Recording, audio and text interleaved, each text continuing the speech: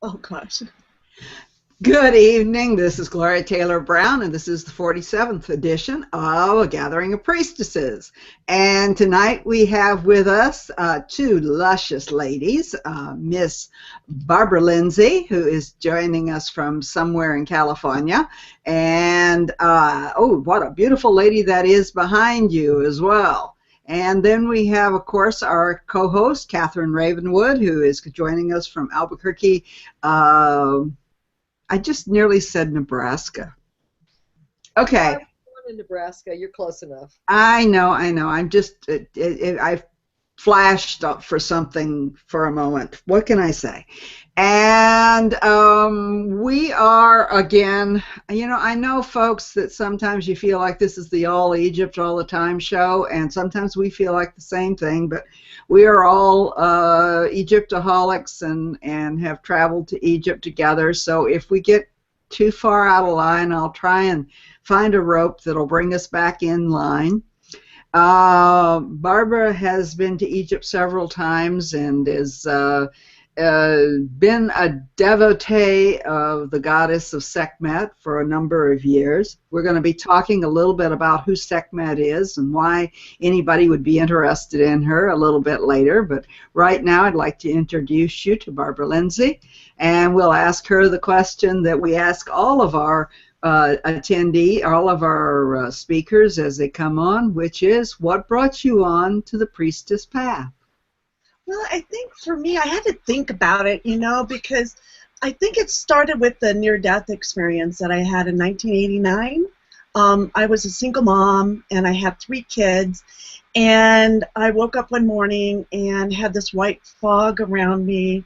Long story short, I went that evening to a healing center, and I full-body channeled a being from Egypt. And I didn't know at the time that I could full-body channel anything, and this Egyptian being said that he was there to kill me because I had information that could not be given at that time.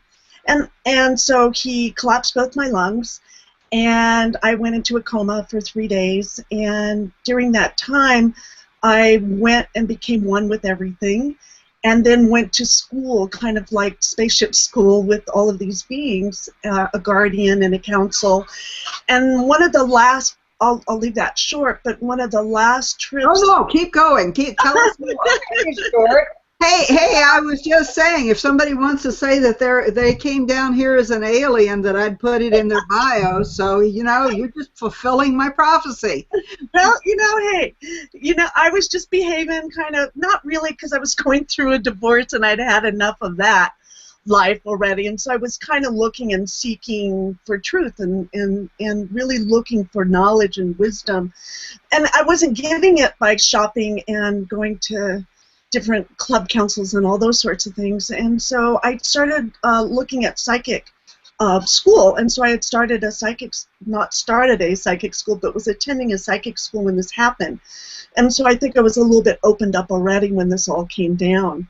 But during the time that I went up, became one with everything, my body was being taken care of by all the medical people, thank God for Western medicine, and then it was being prayed over and looked after by about 800 psychics. The whole psychic school was taking a look at what was going on with me. So my body was in good shape, and then my spirit was able to just like go out. So I went way out there and ended up being in a pool of liquid water, dark water, of all this amazing love, just beyond anything a human perspective can tell what love is. You think you know it, you just don't have a clue. And I'm just in all this love, and I'm in this undulating warm water, and I'm thinking, oh my God, there's just so much love here. I came from this love. I am this love. I'm it. It's me. And I'm having this whole divine opening up of love within me and within my spirit, and it was timeless. And then I noticed I didn't have a body. And I just went, oh my God, I still exist without a body. How is that possible? Because I was taught the old way, when you die, I mean, you die, that's the end of it, and, storybook closed. And so there I found that I existed even with without a body. So in that moment, I went up on a spaceship. And on that spaceship, I was met by a guardian, and I was met by a council of beings, and then I was taken to different experiences. The first one was an experience with the Mother Earth, and the Mother Earth and I became one, and her heartbeat, the beat of the mother and I became one, and I just started crying like a baby. Even though I didn't have a body, the tears of remembrance came up. And so I had this whole download about the earth and need to take care of her and all those sorts of things. And then from that point, I went off flying with the guardian unto undulating hills of green, all this amazing green, and became one with green. And later found Scotland and England, and a lot of the places that I went to at that time, I found them in the years afterwards. I had not been out of the United States at that time. And then I became green in the opening of the heart, right? So then from that, I went to a Greek temple, much like Tholos is now. I've been to Greece many times as well and studied there. And in that temple, I became one with the Watchers. They're called Watcher beings, and their plan is they watch the planet, they watch our Earth. And when I joined their circle in this temple, they were doing kind of a guttural Tibetan sound, with that real low, kind of that sound. And so I became one with them. And then one of my favorite parts, and I'm bringing this around back to the goddess, is that I went up, lighter and lighter, brighter and brighter, and into this space with all these, like Waterhouse goddesses, the painted Waterhouse, with all these beautiful jewel tone goddesses floating around. They didn't have wings. I didn't see wings, but some had harps, some had flutes, some had musical instruments. And they were singing to me in these celestial tones that were like a siren, like you would think of a mermaid, a siren. And in those tones, then they told me to open my mouth. And I was afraid. I was really afraid, because what they were doing was so beautiful, and how could I even touch that, right? And so then they gently coaxed me, and they were laughing, kind of giggling like girls, and I opened and found my voice and my tone. And so from that point, then I went back, and the guardian said it was time to go. And then I saw my body down below in a hospital bed, and it wasn't like, oh my God, that's my body, and freak out. It was like, who's that? Why am I here? Who is that? She's a little pudgy, isn't she? She has, dark hair, short legs, and oh my God, that's me. And then I had this awareness that that was my body, and I was here. And this is okay. And that's when my guardian said, he says, now we have a job for you if you would like it, a mission, if you'd like to take it. And I said, sure. And he said, we'd like for you to be an ambassador. And I said, okay, I'll be an ambassador. And then I remembered, what is an ambassador? And then I went into the body and started acclimating down the spirit into the density of the body, because the spirit were so light and bright, and then to take us into this, like it's kind of like a computer hardware system in a way, but with soft skin over it, and acclimating and re-owning the body. And then I sat up and said, I'm starving, I want nachos. And I still have this affinity for nachos. So after that, I was in the hospital for 10 days, and then after I came out of the hospital, I had fought for my life, and they said I would be a vegetable, and the doctor said all these erroneous things, but I dedicated my life right away at that point to service for the people, and I did. I divorced my husband, I moved, I became an ordained minister, and I just did readings and healings for people from that point, and that was in 1989. But I didn't know what a priestess was. I had no idea what a priestess was. And I didn't even know what a goddess was. I was doing the Heart of the Cosmic Woman. I founded that in 2000. I did that for 13 years. But we would talk about the goddess, but I didn't know what the goddess was either. I had, shall we say, poor judgment or bad or misinformation on what a goddess was, right? And so I had to change those ideas. So actually I was taught by other women what a goddess was. And then I married and went through another divorce, and at that time is where I really went deep into the priestess and goddess traditions with, at that time, all that I could find was Kathy Jones and Erin McAuliffe from the Priestess of Avalon teachings. Well, that's pretty good teaching. But we have Catherine now. If we would have had you, Catherine, I would have went to you, but you weren't there at that time. So, but I would have gone to you. So now we are here now, and so that's my, that's kind of my thing. And then Egypt, of course, does change you when you go there and see those temples, and you have those past lives of when you were there and you were doing the incense and you were doing the chanting and you were a healer there, and so that kind of changes you. And so what happened was this big, huge transformation from 1989 of who am I? Why am I really here? And really going for that.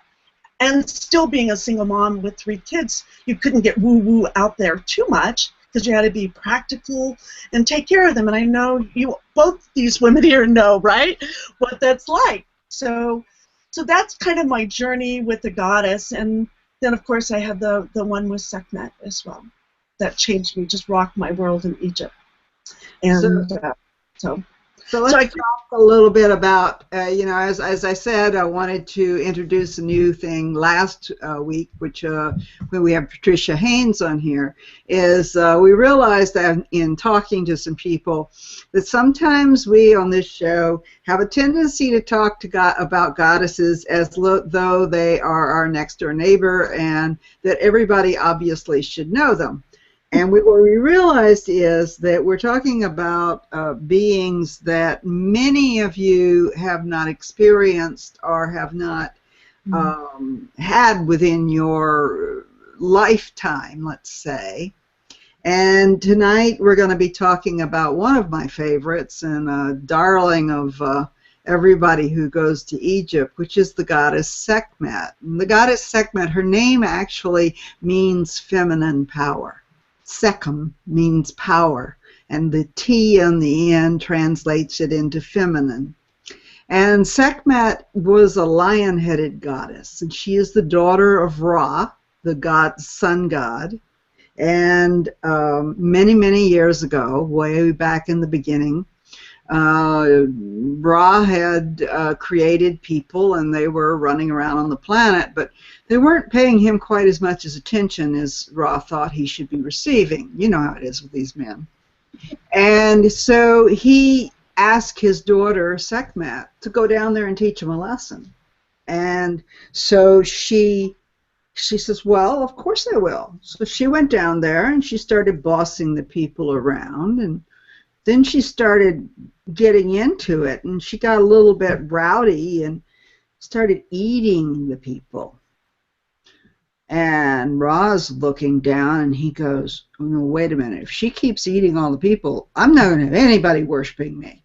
I'm just going to have my daughter, and that's not enough. So he goes to the council of the gods, and he says, oh, my goodness, what am I going to do? I've turned her loose on the people, and she's eating them, and I need to stop her. And they're like, well, what we'll do is this. We'll wait till she goes to sleep the next time, and we'll brew up a huge vat of barley beer, and we'll color it with pomegranates so that it's beautiful and bright red, and we'll pour it all around her, and it'll look like blood. And whenever she wakes up, she'll drink it up, and when she drinks it up, she'll become much more pacified. So they did that, and she woke up, and she tasted the beer, and she tasted some more of the beer and decided she liked the beer pretty well, and then she drank some more of the beer, and she, turned over and scratched her belly and decided not to eat the people anymore. But Sekhmet was an interesting character in ancient Egypt. She was regarded as the bringer of plagues. She was also regarded as a goddess of healing. And the idea being that someone who can bring a plague can also turn it aside. They can also cure people. And there are statues of Sekhmet all over Egypt, many of which have been defaced and destroyed. We have the church of the Temple of Sekhmet in Nevada, which some brave souls actually stole the statue of Sekhmet out of, and we recently know that we found out where that was, but it's now the statue's been replaced. So we have an opportunity here in the U.S. to actually go to Nevada and see the statue. But if you want to go to Egypt, what you would be looking at, most of you, would be this figure, which is in this is the kind of the gold standard of Sekhmet. She is in a side temple in Karnak, which is the big temple at Luxor in Egypt. It's about in the middle of Egypt. And we've been there a number of times. And I'm going to let Barbara and then Raven talk about their own experiences at standing with this statue. Barbara, would you like to go ahead? Sure. Yeah, when I was there in 2007, I believe. And when I walked into the room, it was really dark, and no one said a word to me. I thought, okay, well, that's a beautiful statue, and wow, she's like 7 feet tall, so she's pretty big, and there's like this window with this light coming in that beams in over her. And I'm just standing there first, minding my own business in a way, when she steps out of her statue and becomes three-dimensional, becomes right like I'm looking at, talking to you right now, but like a person, she steps out of her statue and she points down a little staircase, a mini golden staircase, and just kind of rolls out. And she doesn't say anything, all the words are telepathic. And she says for me to get onto the staircase. And when I step on the staircase, then this flame, a circular flame of fire, comes around us in a circle. And then from that circle of flame is that dark water, that small undulating water again. And she looks at me with like these red piercing eyes in a way, and she looks right at me like a tractor beam and catches me. And she kind of shakes me in a way. I can feel my bones shaking, you know, and my teeth shaking, and I'm scared to death. And I'm I think I'm a pretty fearless person, but she got me good, and she just took me and kind of held me there, and she said to me, that first she had been waiting for me to come, and that the second part was that I was powerful, and to claim that power, it was time. And then she just, and there was like, it's like sparks, and then she let go of her grip of me in a way, the power, and then she told me to step off the staircase, which I did, and she folded it back up. She went back into her statue, and the fire died down, and the water went with her into the statue. And then Nikki came and got me, and I don't remember much after that, walking out, and then meeting my husband at the time, walking down, and just cried. I just sobbed for days, like I think about 3 days of just letting go of all this pain and suffering that I had. And I really think that she really helped me decide to leave my husband of 12 years of marriage. And she really helped me with that, give me the courage and the compassion and the love to do that. This statue is one of the few statues that is still standing in the temple that she was originally put in many, many years ago. She is a basalt statue, so she's very, very dense and heavy. And over the years, there's been numerous, shall we say, times whenever they've wanted to move her. And always the workers have resisted moving her. They won't do it. They say that they can't, that if they move her, that, plagues will rain down on them or something. But what's interesting is that although this is the statue at Karnak that most of us identify with, there is another temple which is on the other side of the river over by the Valley of the Kings that they are now excavating, where they have found a ring all the way around the temple, which has 720 Sekhmet statues around it. And it's right beyond the statues of Memnon. And it's, I've been to another temple there where there's numerous statues, and all of them have been defaced, all of them have been damaged. This is the only one that stands exactly the way she was intended to stand many, many thousands of years ago. We figure this has been standing here for a minimum of 3,500 years. So she's quite, you know, quite powerful and quite interesting. Raven, did you want to talk about Sekhmet? Yeah. First of all, that picture doesn't do her justice because she's huge. The statue is very big. And that looks like a little kind of, you know, toy picture of her, but believe me, she's very big. So both times that I've been to Egypt and have seen Sekhmet, I may be the only person who didn't experience Sekhmet there. Now, just down the hall is her consort, Ptah, and that's a whole other story. That's who I related to.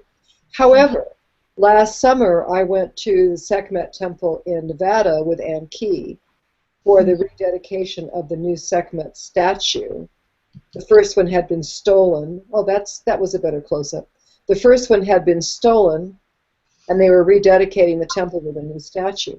So I went down there, and we got down there just before total dark, and we went down to the temple, and I was thinking, oh, you know, I hope I can see Sekhmet. I don't know. I haven't been connecting with her lately. So we walked into the temple, and I saw her running towards me in her lioness form. Bright day, and she was like running across the grassy plains like of Africa. And she came running towards me, getting bigger and bigger and bigger. And I thought, oh my God, Sekhmet is going to eat me. Because she does things like that. And before I tell you what happened, I'd like to back up and say one of the things about Sekhmet is that she's known for her fierce compassion. So one of the reasons that she was devouring the people, the humans, was out of wrath, yes, because they were living in debauchery and not following the cosmic law, but also it was a compassion of putting them out of their misery. And as Nikki has told us, she has the kind of compassion that if you have two cubs and only one can possibly have a chance of living, she'll kill one so the other can live. So, and yes, there's a temple in Nevada. So we go into the temple, it's dark. We came in that door on, that would be on the left as you see it. Walked in, and very dark, and Sekhmet, I saw her, and it's bright day, and she's running towards me like a big lion. And I'm thinking, okay, she's going to eat me now. And instead, she put her paw on me, and I was laying down, and she was just purring, purring, purring, purring, and holding me, and I just started sobbing. It's like, okay, this is Sekhmet. I can feel her heart beating, and she's got me now, and that's good. Later through the weekend, I saw her again. Still, she's holding me. Her purring is so huge. And she said, so Raven, here's the deal. You think you identify yourself as, and she listed all these things, you know, that I do, that I have spent a big, huge part of my life. You think you're a healer, you see yourself as a counselor, you see yourself as a priestess, all these things. She said, listen, there's any number of people in this world who do everything you do better than you do. So, who are you?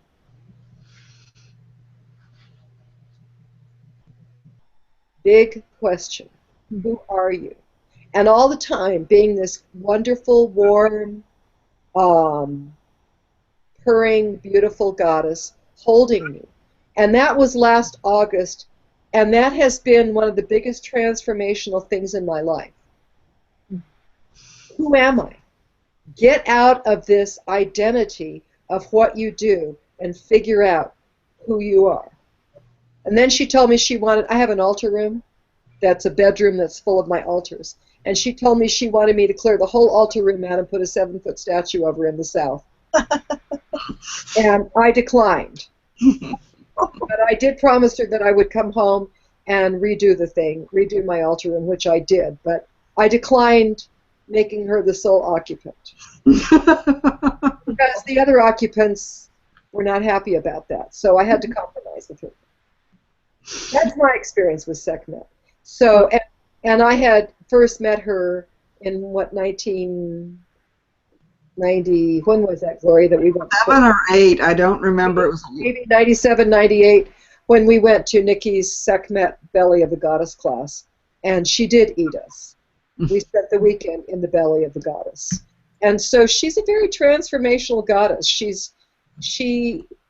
When I connect with her and I see her on the other kind of planes, whatever you like, what I connect with her is this enormous, huge heart energy.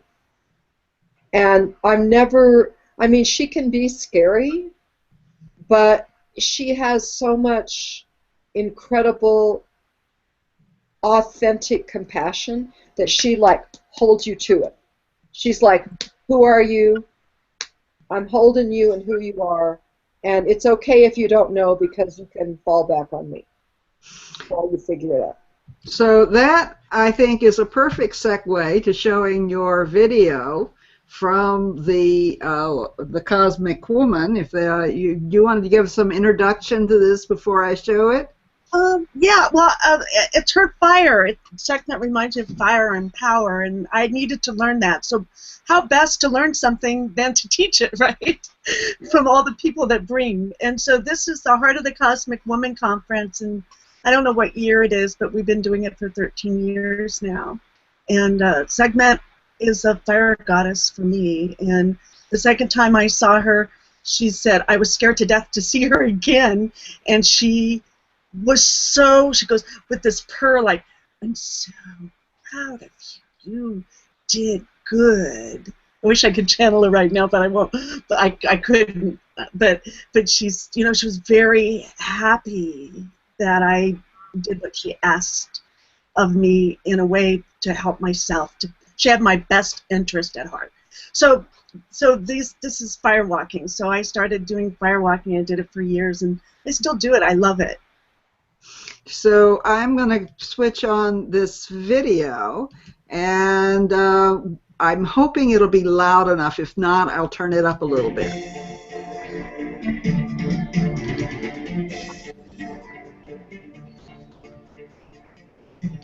When you walk or decide if you're going to walk across that fire, you better be fucking focused, or you're going to burn. And in your life, you need to focus. Sometimes you have to bring that energy in and focus. How much of that is will that you use, which will get you so many places in your life. But I want to invite you to bring forth the divine, which is unlimited, and use that source in your life. Aha. That's where the fun is.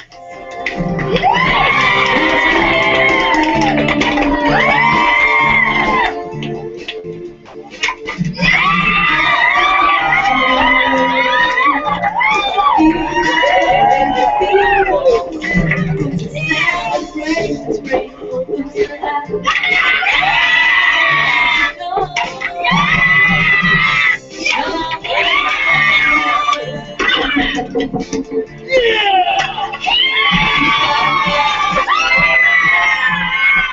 lot of times you quit right before you have your breakthrough because you hit a wall. Yeah. All right? So we want to get in the habit of having the breakthrough to focus past it. Yeah, do it! Seriously! Do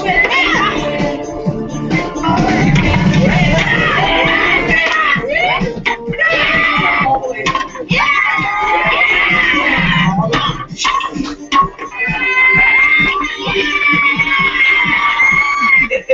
convinced, and then Barbara told me to get bored. I said, okay, and it was the scariest thing ever, and I didn't think I could do it, and I knew in my heart, I felt that I couldn't do it, and then I went and I broke this board, and it was just the most incredible thing that's ever happened to me in one day. And after that, I do like a bar on fire, and fire almost was like icing. I just knew I could do it after this. You're gonna rise to God. Deep, deep, deep. You're gonna rise to God. You're gonna take it slow. You're gonna rise to God. Go, let go.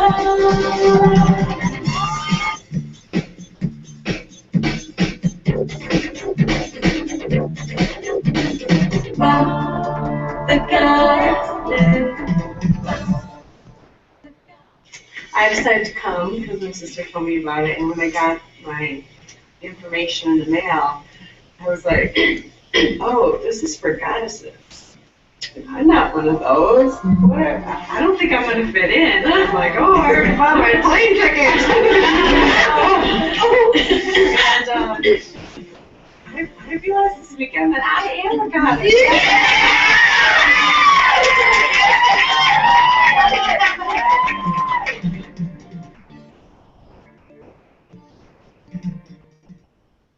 So that was a little bit of the Heart of the Cosmic Woman, and you just had that event, I believe, at Joshua Tree.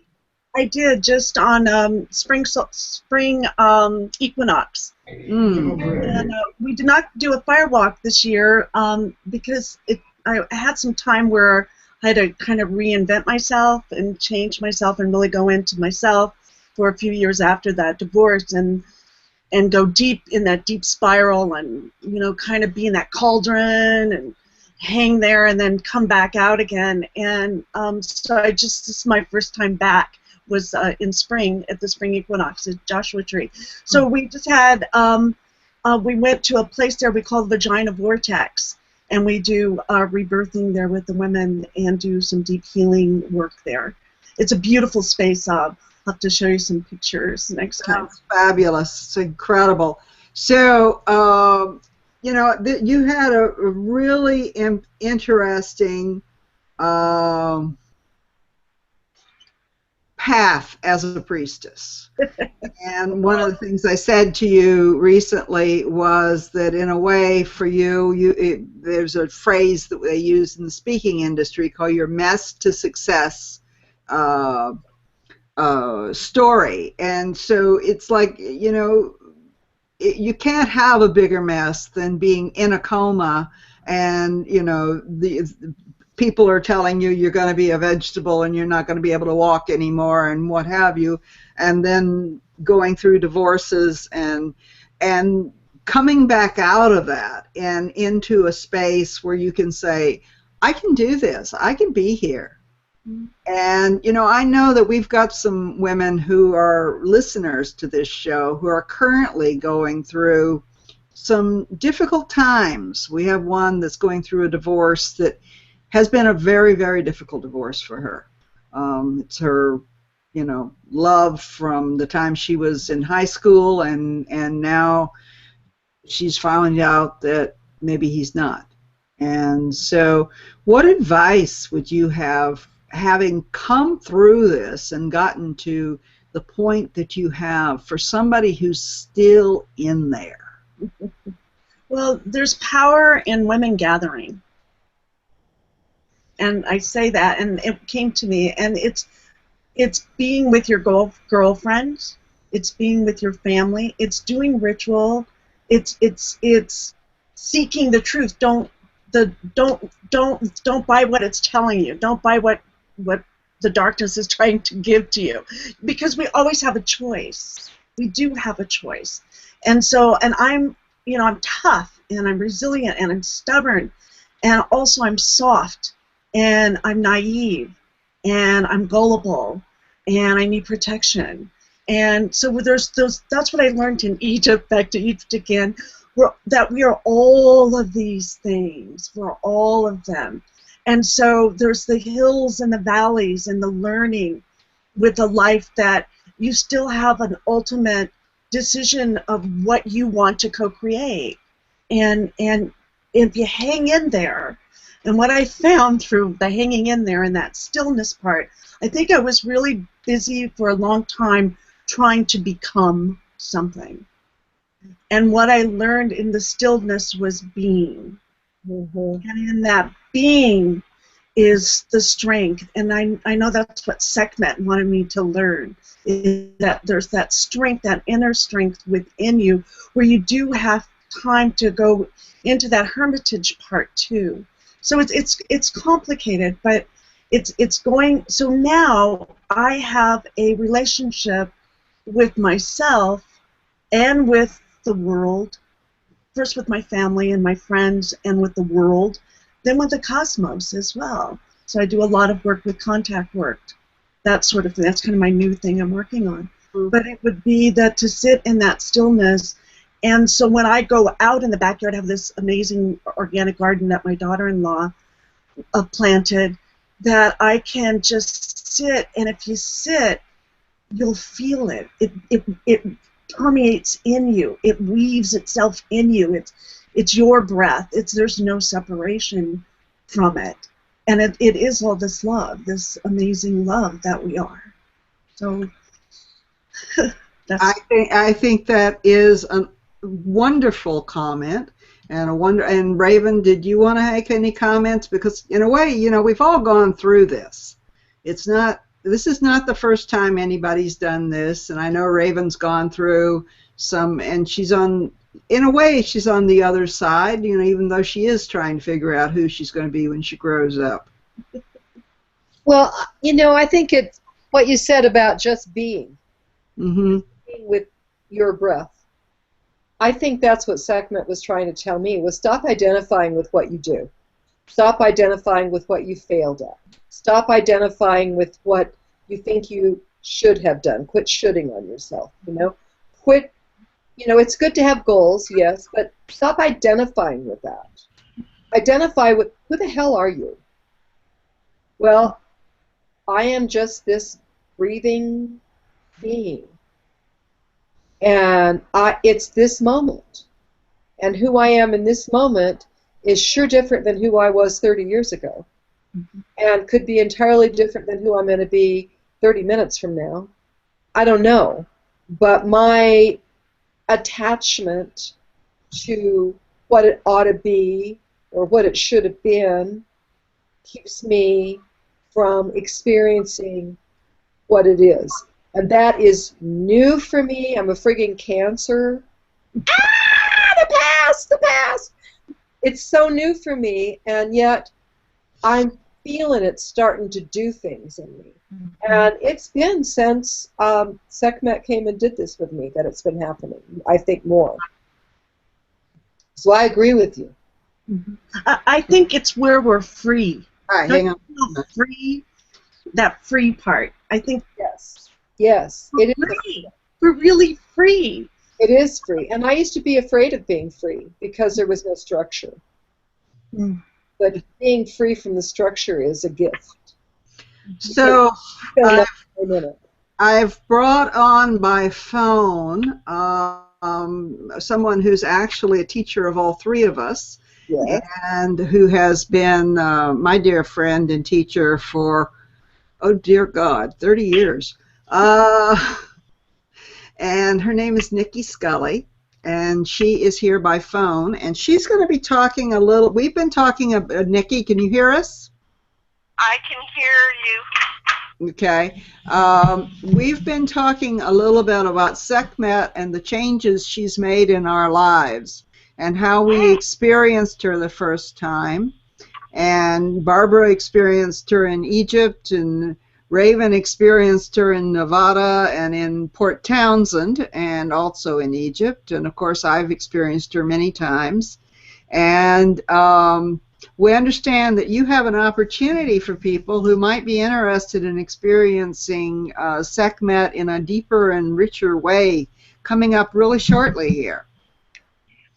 I do. I have, well, let me say I am just about completed writing my next book, which is called Sekhmet, In the Belly of the Goddess. And so I'm doing a class, Sekhmet, In the Belly of the Goddess, just to test it and make sure that everything works before it goes in for editing. Or maybe after it goes in for editing, but just to make sure it's all there. And in this work, you take all of the parts of yourself that are holding you back, whether they be physical, spiritual, mental, emotional, or just those aspects and qualities and programming since you were in the womb or maybe even before that make you respond or react in ways that hold you back and don't allow you to fulfill your potential as a fully realized human. And so in this work, you're going to create a meal for Sekhmet using a process by which you'll tie a knot for each of those things that you can think of. And the more you do it, the deeper you go into yourself until you have this big ball of knotted cotton twine. And then you take that into, I journey you by guided visualization into her chapel at Karnak. And we saw a picture of that a little bit earlier. Of the picture of the goddess in Karnak? Yeah. Great. Well, you stand before her and you offer her all these prayers and hopes and dreams and things that you don't like about yourself and ask for transformation. And she doesn't just eat the ball of yarn, she eats you. And you spend the rest of the workshop until toward the end, when you're done cooking inside her, when you're fully digested and have been reduced to your essence, then you co-create with Sekhmet all the systems of your body and all the reprogramming that's needed and the rewriting of the DNA to become so that the fully conscious potential of yourself as a fully realized human can inhabit this new you that's being created. And there's many initiatory processes that happen while you're in the belly. And then when you're reborn, we have a ceremony during which we will burn. Or maybe if you don't feel quite ready, you'll take your yarn with you and create your own ceremony. But it's a 7-day retreat in which time it's amazing how much you can accomplish in the way of transformation with the help of a goddess like Sekhmet. So where is the retreat going to be? The retreat is, well, I have this beautiful, I'm just so blessed, I have beautiful 3¼ acres in the South Hills of Eugene that has a consecrated temple on it. And fully consecrated Egyptian temple. You can't see it because it's all been magically done over 18 years of Egyptian Mysteries retreats that I have done with Normandy Ellis for 18 years. We'll probably do another one in September, but it'll be a different subject. Anyway, and we have a physical temple as well. It's an etheric temple, but the teaching space is a physical temple in an old converted barn, where the hay barn where we used to chuck the hay down into the stalls where the horses were back in the day. We're about 5 minutes from town, but you feel like you're out in the country. It's really quite beautiful. What else would you like? So I've got the page up, which says the 7-day Egyptian Mysteries class, May 20 to 26, in the belly of the goddess. Is that the correct class? Yeah, there it is. That's it. All right. So there's an invitation on Facebook as well. All right. So to register, if you go to shamanicjourneys.com and click on classes, you'll see Sekhmet in the belly of the goddess. And Nikki does. If you go down the front page, all our events are listed. Okay. On that index page, and it's going to be intimate. I'm not going to take very many people. I'll take more than 12. Okay. So I just have a few places left, and I want it small enough. Everybody will stay here. It's like a big slumber party, unless you don't want to. I mean, if you're coming from far away, you'll probably want to stay here. Yes. This is where we were talking about earlier that Raven and I were sharing a room with Normandy Ellis and learned the story of the Merkin. So, the story of what? The Merkin. I'll tell you later, Nikki. we're not gonna. It's X-rated. And I've got the information up here on the screen, and if you're interested, please get in touch with Nikki's office, and her phone number is there, 541-484-1099, and she's also office at shamanicjourneys.com, or just go to shamanicjourneys.com and get more information. So, if you want to experience Egypt while we still can, which I believe we still can do safely. We have a trip that has a few spaces left in it in October. Okay. With Sandy Corcoran and Indigo Ronla, which will be amazing. Yeah, and I'll have Sandy on in June, and I have Indigo. Great. And Indigo was on a few weeks ago, and her show is available on YouTube. So I want to thank you, Nikki, for being on, and I appreciate it. And we'll talk to you a little bit later. Thank you for having me, and thank you, Barbara, and thank you, Catherine. Nikki, love you. Nikki. I missed you all. Love you, darling. Have a great rest of your evening. All right, bye-bye. Good night. Good night. So, Barbara, as a segue, this is not a very good one, but what next? Well, I have my book, Dying for the Light, and the editor right now. So hopefully it's out before the end of the year. So it's taken me 25 years to write about it. And it's mainly about the near-death experiences, and it's just the story itself. And then the second one is a kind of a workbook about the learnings and teachings of the council that I met there and the experiences that I had. And then I have Esoteric University that I have had on the back burner and looking at maybe moving that up faster, a little bit faster as well.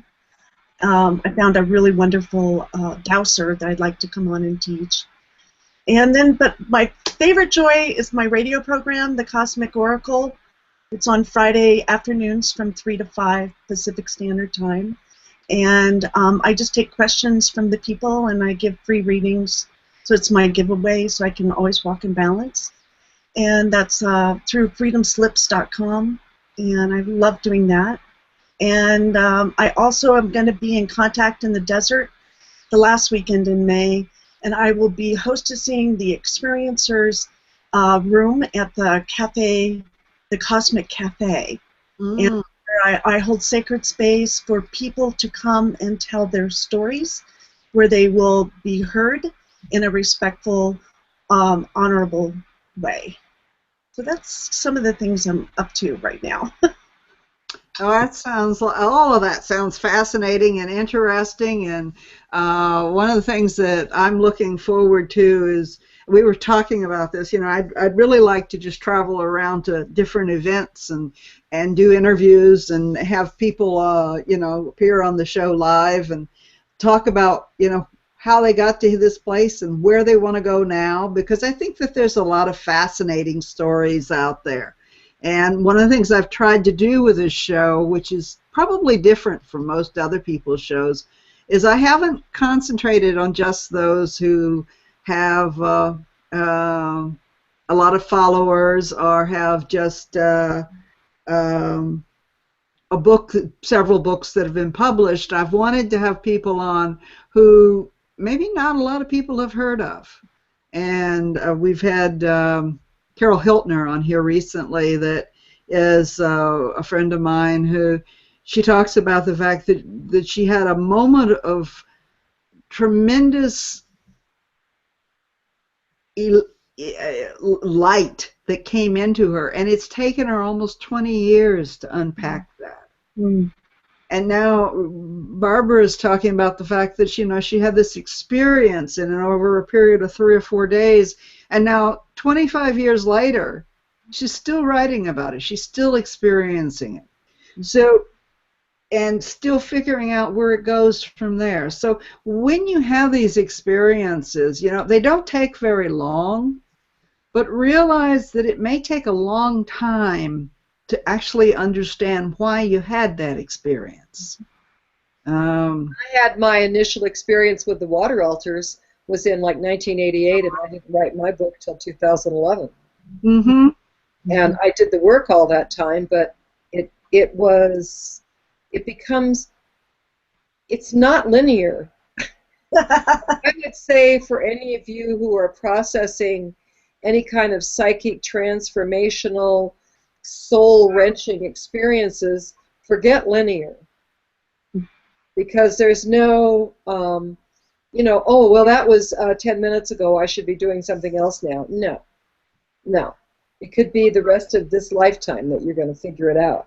But the point is, you're having it, that's the good news, and so allow it to transform you in whatever time it takes. Yeah, and I think that it's important to give yourself that space, because sometimes it's very difficult to get through these places that we are experiencing and the life we're experiencing.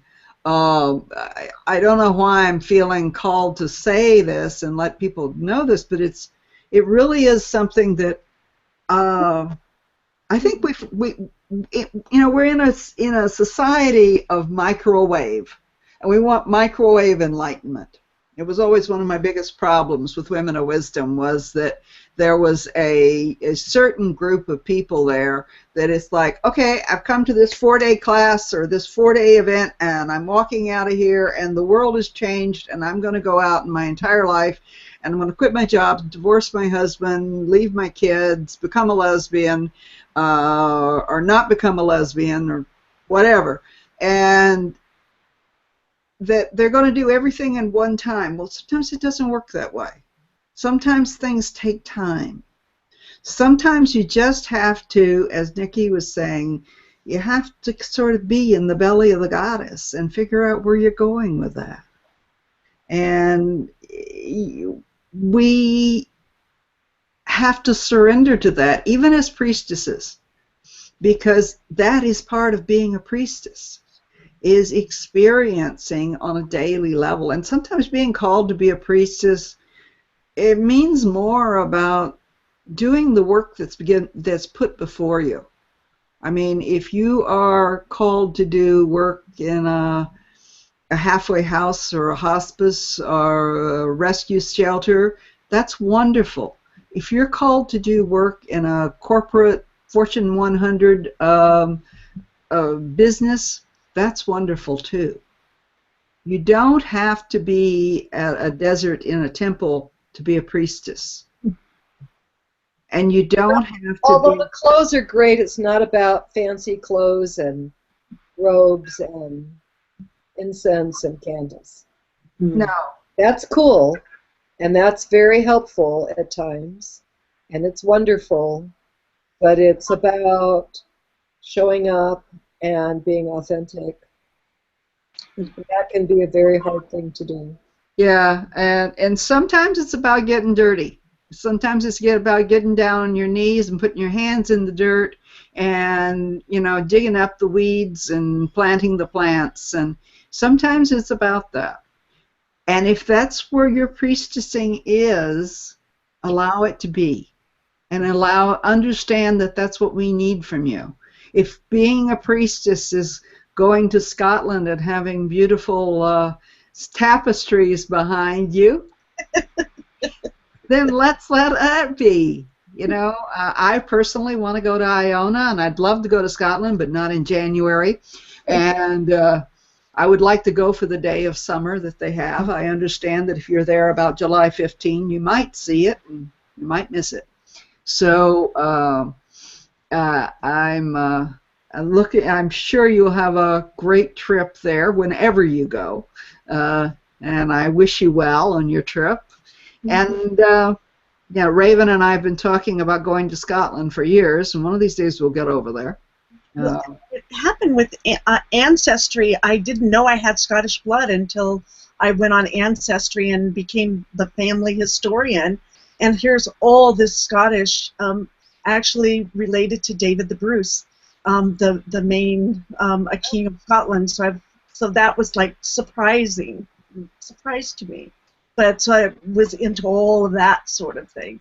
So it's fun how one thing can stimulate you into all this growth, just one little spark of something, and where it will lead you, like you're saying, Gloria, to where it is that you're supposed to go. And that's where the fun is. So there's a trust part in that, and a let go part, where you kind of can let go a little bit with it all and kind of groove with it, shall we say. You know, move it, have some fun and some celebration and all of those things with it, you know. Yeah. It's great to be who you are. It's great to be who you are. Celebrate who you are. And if who you are is a priestess, celebrate that. And celebrate it wherever you are. It doesn't require you to have, you know, a big fancy temple, although it's nice to have one, but it doesn't require it. And, you know, there are those who hold the temple spaces, and we bless them and we love them. And Ava's got the new Temple of the Museum of the Goddess, which has just opened up in Orange County, and she has the Temple of the Goddess, which meets there every week. And, you know, bless her, because frankly, that's a level of organization I never want to have to deal with. You know, the best I could do was an annual of things. So, you know, I do believe that we have the opportunity as priestesses to be the hands, to be the mouth, to be the eyes of God. Whatever that is, whatever that looks like for you. So I truly do hope that you will take this opportunity to reach out and let divinity touch those that are around you, through you. And whether you are a healer or a reader or a coach or a counselor, it doesn't matter. What matters is you're you. There's only one of you. You're totally unique. And without you, we're missing a part of the puzzle. Very well said. So thank you, Barbara, for being present tonight. Thank you so much, Gloria and Raven. Thank you. So good to see you. Good to see you too. I miss you guys. I miss Egypt. I miss Vicky. I miss everybody. Yeah. Well, you have to come play with us. I will. I would love to. I would be honored to. That means we have to play, Gloria. So anyway, next week we will be having Karen Tate on, and Karen Tate has a new book called The Voices of the Sacred Feminine, Conversations to Reshape Our World. And she's done her own show for a number of years. She's a tour director, radio show host, and we're really looking forward to having her on. And Raven, we want to thank you for being there. I see your How to Create Sacred Water behind us in the which is available from Inner Traditions and is also available from on Amazon and available from Catherine. Autograph it for you. And Catherine Ravenwood will autograph it for you if you get it. She was a finalist in the New Mexico Authors Program. Yeah, New Mexico. Yeah. So my book, Invoking the Scribes of Ancient Egypt, with Normandy Ellis, is available. And I want you to know that Normandy Ellis will be on towards the end of the month. And she's the lovely lady that we were talking about that has taught us all these wonderful things, some of them. I want to thank Nikki Scully for coming on by phone. Nikki is in the process of writing 2 books right now, so I didn't want to have to put her to the extra strain of having to figure out the technology. But she will always be my teacher.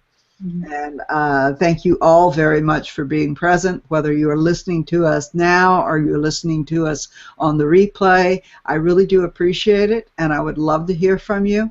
And thank you very much. And that's it for this evening, and we'll see you next week.